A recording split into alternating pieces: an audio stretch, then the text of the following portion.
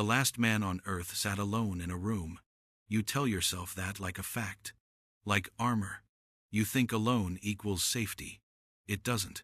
There was a knock. Slow. Patient. Like someone counting heartbeats. You don't move. You wait for the world to remember you. The knocking learns your silence. It stops between breaths. Then a voice soft as a bone whispers, "You promised you'd stay dead." For a second, you think it's guilt. Then you remember. The cities were ash. They burned the fever and the lies. They buried the infected. You helped. You sealed the doors. You drove the nail. You swore it would end with you. A promise written in smoke and teeth. You built a room to keep one last thing quiet. It felt like atonement. It felt like a tomb. But you called it shelter because shelter is kinder to say. You fell asleep with the smell of cedar and vows looping through your skull. Waking was supposed to be impossible. So how did your lungs remember breath? How did your hands remember light? The knocking comes again. Softer this time.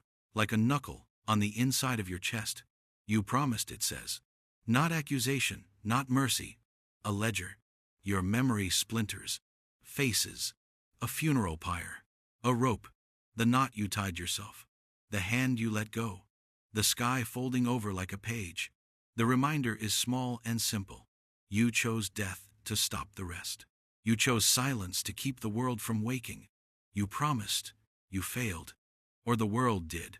Or something else kept its part. Your throat fills with old dust. Your reflection looks like a fossil. The knock is patient. The lid above you breathes. The room shrinks. The light becomes a blade finding a seam. You reach. Your fingers find wood where air should be. The truth is a single terrible shape in front of your face. You were not living outside the story. You were inside its ending. The room wasn't a shelter. It was a coffin.